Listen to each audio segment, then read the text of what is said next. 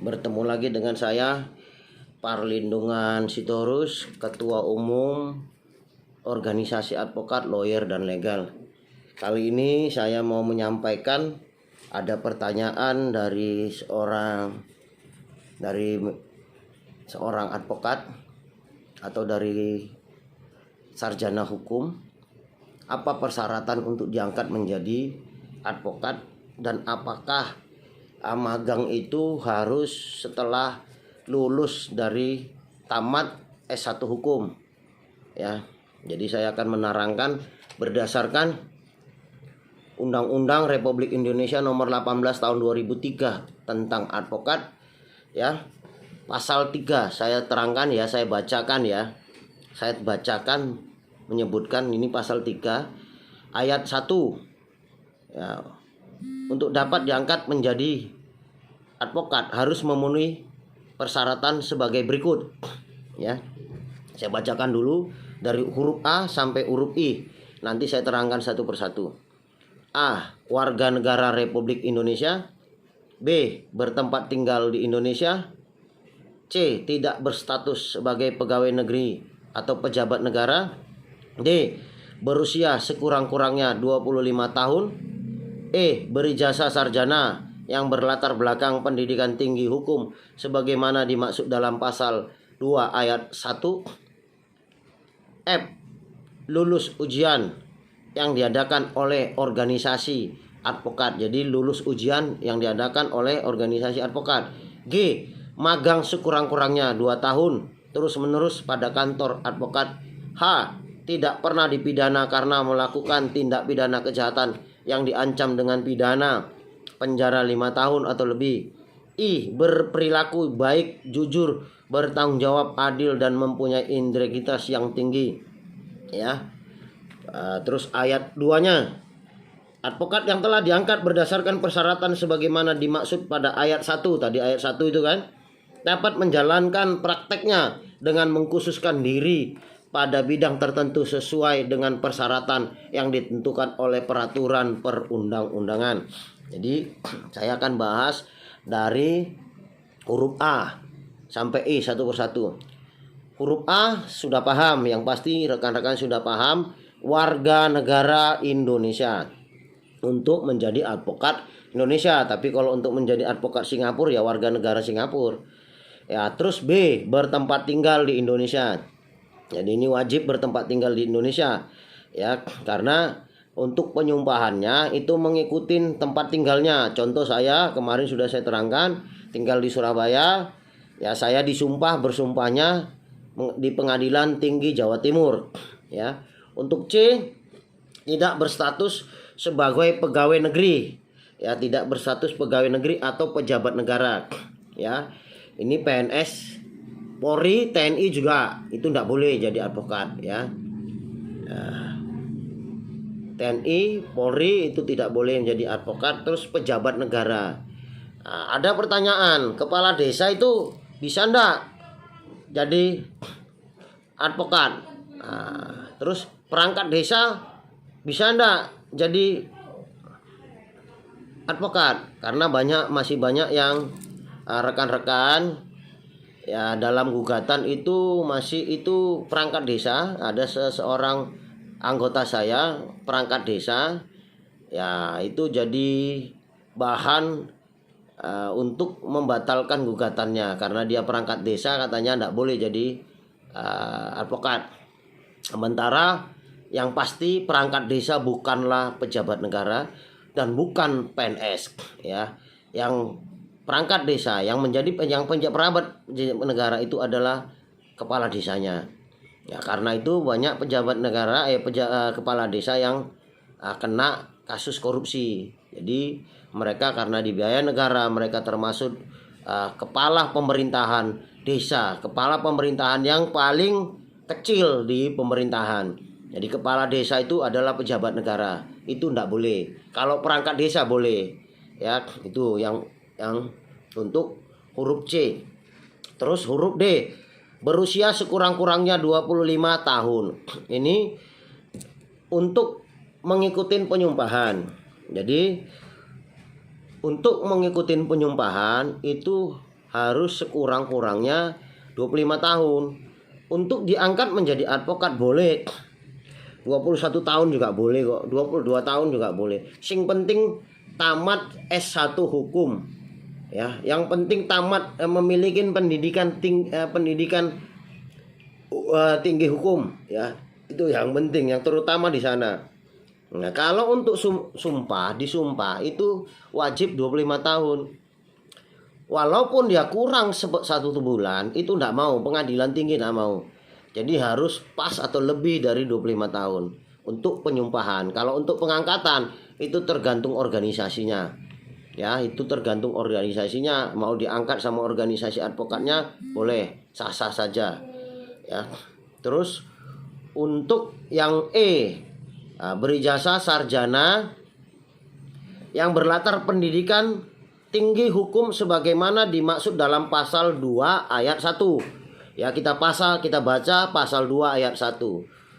Pasal 2 ayat 1, yang dapat diangkat sebagai advokat adalah sarjana yang berlatar belakang pendidikan tinggi hukum. Ingat ya, yang berlatar belakang pendidikan tinggi hukum dan setelah mengikuti pendidikan khusus profesi advokat.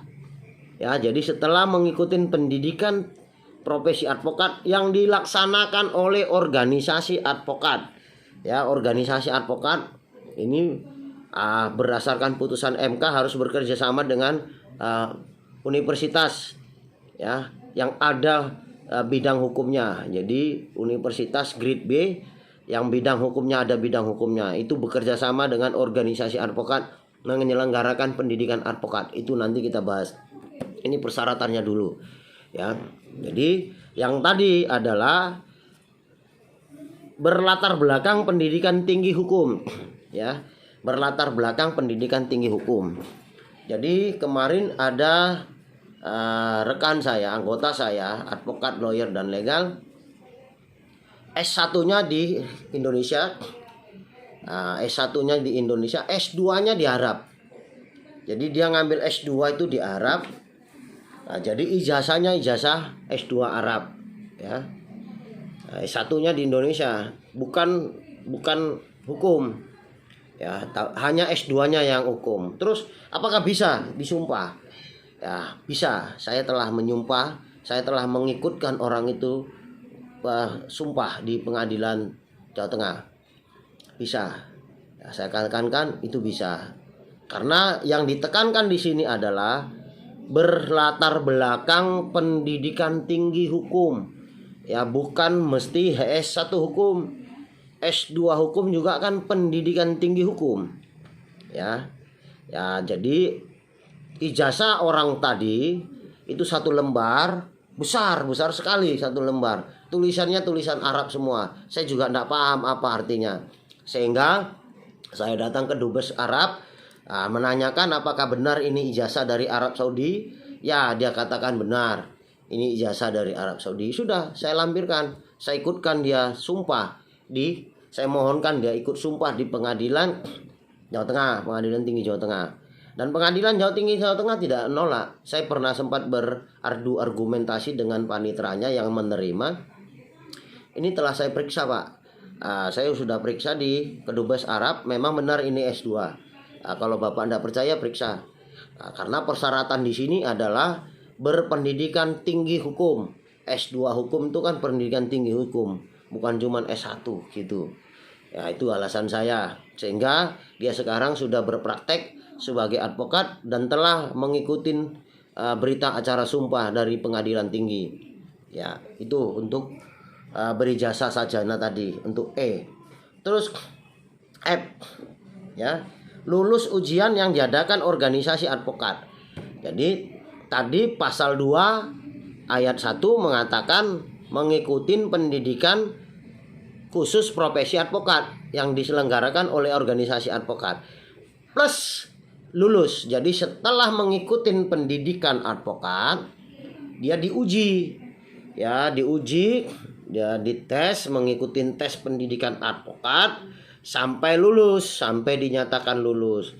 Setelah lulus, barulah nanti organisasi advokat mengeluarkan SK surat keterangan pengangkatan advokat, atau atau sekaligus dilantik. Mereka dilantik menjadi advokat ya dengan menyerahkan SK, dan kalau di saya sekalian penandatanganan fakta integritas.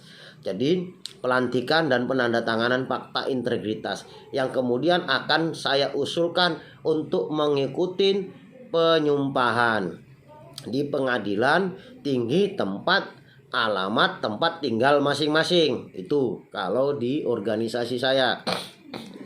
Terus apa persyaratan lain?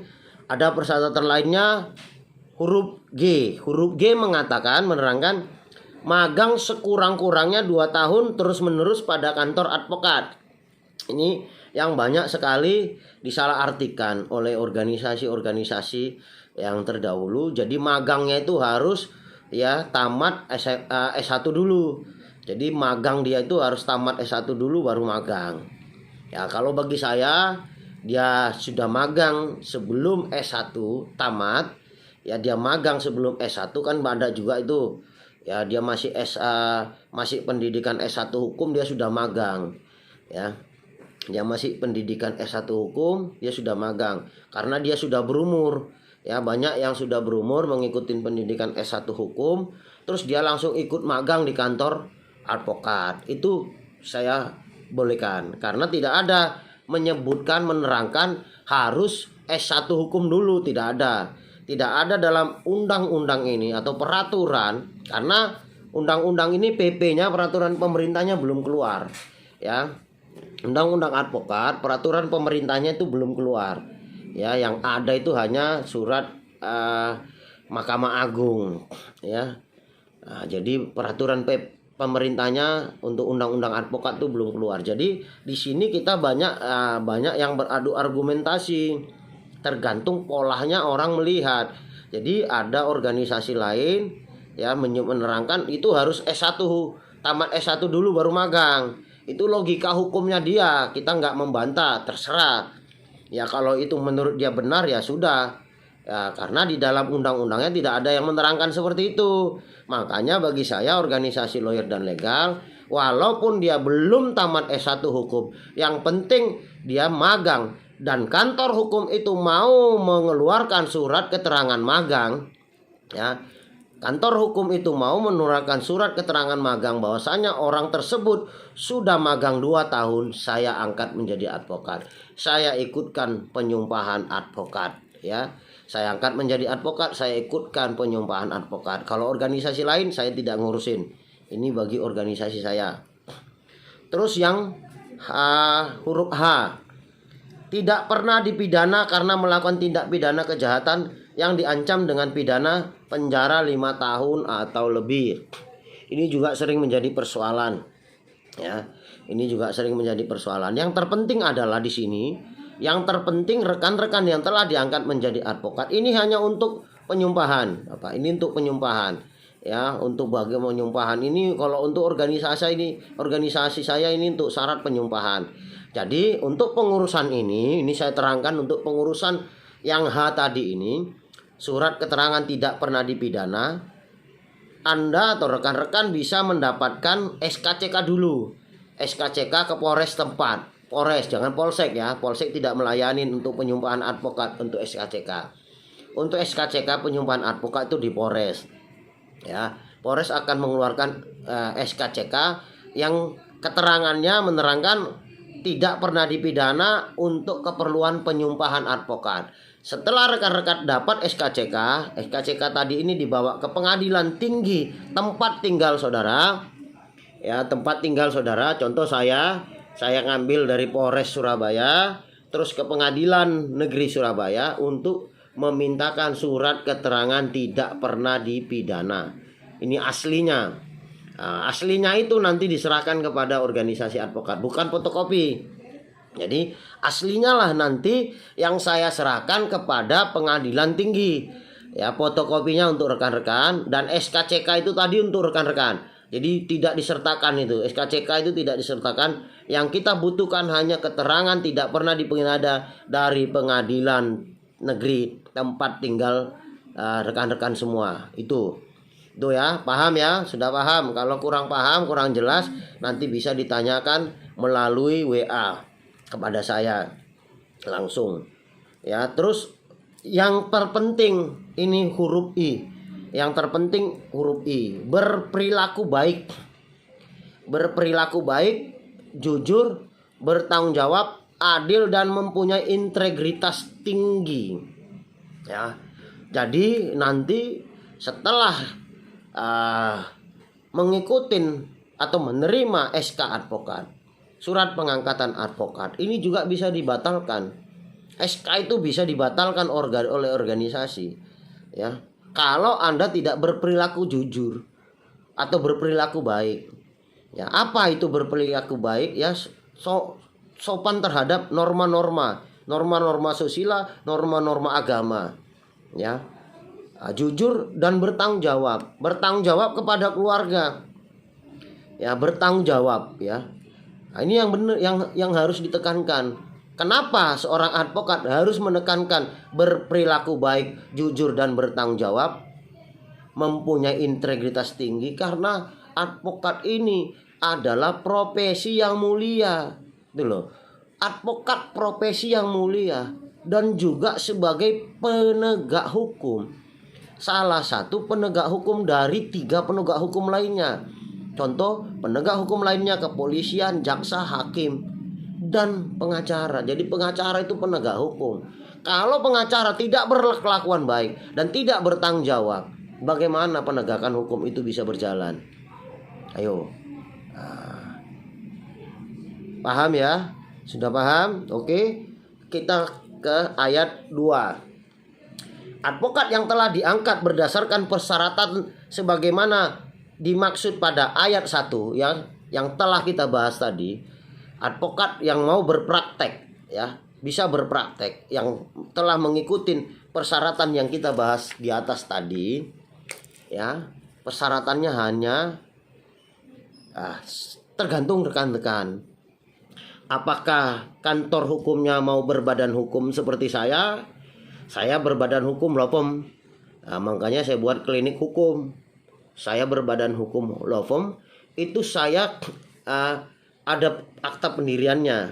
Akta pendiriannya saya buat di notaris, yang mana notaris nanti mendaftarkan Kementerian Hukum dan HAM, dan keluarlah nomornya, nomor AHU dari Kementerian Hukum dan HAM.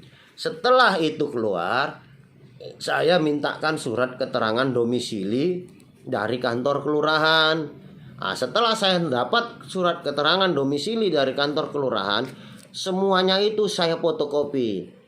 Akte pendirian tadi saya fotokopi, surat keterangan tadi saya fotokopi, terus saya beritahukan ke pengadilan setempat.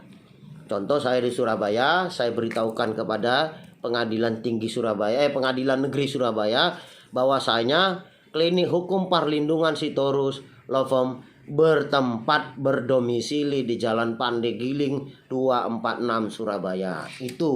Hanya itu syaratnya. Kalau tidak berbadan hukum boleh, bisa. Contoh kantor advokat, buat aja kantor advokat atau kantor hukum nama Anda. Ya, contoh nama Anda mungkin Lolita. Kantor hukum Lolita and Partner, Jalan di Penogoro nomor 11 Surabaya. Boleh. Tapi mintakan surat keterangan domisili dari pemerintahan setempat, dari desa kalau di desa, dari kelurahan kalau di kota. Setelah itu dapat fotokopinya, sampaikan kepada pengadilan negeri dengan disertai surat SK pengangkatan advokat, kartu advokat, KTP. Ini difotokopi semua. Ini difotokopi, berikan surat berupa surat pemberitahuan kepada pengadilan negeri tempat Anda tinggal. Ya, itu kiranya bermanfaat bagi rekan-rekan. Saya berharap video ini di-share ke media sosial yang lainnya, milik rekan-rekan, milik teman-teman, kiranya nanti bermanfaat bagi masyarakat. Terima kasih. Salam sehat. Merdeka.